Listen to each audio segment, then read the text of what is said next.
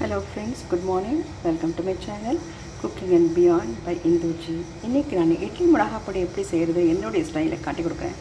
இது வந்து உளுத்தம் பருப்பு இந்த மாதிரி கப்பில் 3 கப் எடுத்துட்டுருக்கேன். நான் வந்து உளுத்தம் பருப்பு தான் எடுப்பேன். உரத் டால் இந்த 3 கப் எடுத்துக்கிட்டேன்னா இந்த 1 கப்பு வந்து கொஞ்சம் கம்மியாக கடலைப்பருப்பு, அதுக்கப்புறம் வெள்ளை எள்ளு போட்டுப்பேன் நான்.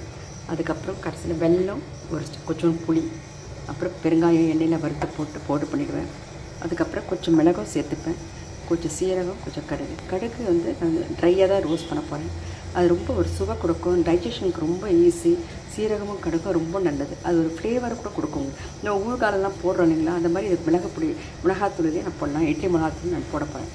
ஸோ 3 கப்பு முழு உளுத்தம் பருப்பு, அதுக்கு 1 கப்பு கம்மி கடலைப்பருப்பு, எள்ளு, அப்புறம் காஞ்ச மிளகா. நான் 2 குண்டும் போட்டிருக்கேன், நீட்டும் போட்டிருக்கேன். ஃபஸ்ட்டு வறுத்துட்ட பிறகு தான் நான் கட் பண்ண போகிறேன் இந்த காம்பெல்லாம். ஏன்னா இப்போவே கட் பண்ணிவிட்டு அதில் உள்ள இருக்க சீட்ஸ் எல்லாம் வெளியே வந்து ரொம்ப காரமாகிடும்.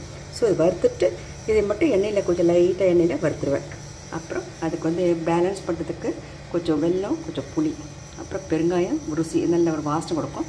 கொஞ்சம் மிளகு, இந்த மிளகாக்கு கொஞ்சம் குறைச்சிட்டு மிளகு போட்டிருக்கேன். அப்புறம் ஜீரகம், கடுகு, இதெல்லாம் ஒரு செரிக்கிறதுக்கு ஒரு நல்ல மார்னிங் மெட்டி தொட்டு சாப்பிட சொல்ல இந்த மிளகு, ஜீரகம், கடலை, இந்த பெருங்காயம் இதெல்லாமே ஒரு நல்ல ஒரு இது கொடுக்கும், சீரண சக்தி கொடுக்கும். எண்ணெயும் கால்சியம் ரொம்ப நல்லது, அது ஒரு ஃப்ளேவர் கொடுக்கும்.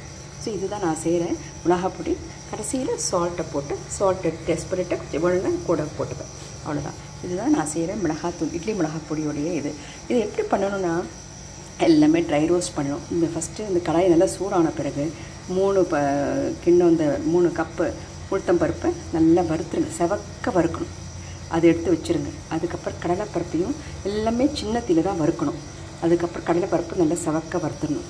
அப்புறம் அந்த சூடாக இருக்கும் இல்லைங்களா கடாயி, அதுலேயே இந்த எள்ளு பொடினா படப்படன்னு பொரிக்கும். அது நல்லா பொரித்த பிறகு அது தீஞ்சு போகாமல் எடுத்துடணும்.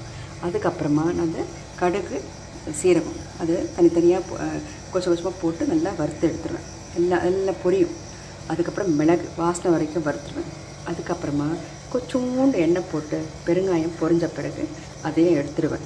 இதெல்லாம் தட்டிட்டு நல்லா வறுக்கணும், இல்லைன்னா அது குண்டாக இருக்கிறதுனால அதை வறுப்படாது. நல்லா தட்டிட்டு அதை வறுத்து எடுத்துடணும்.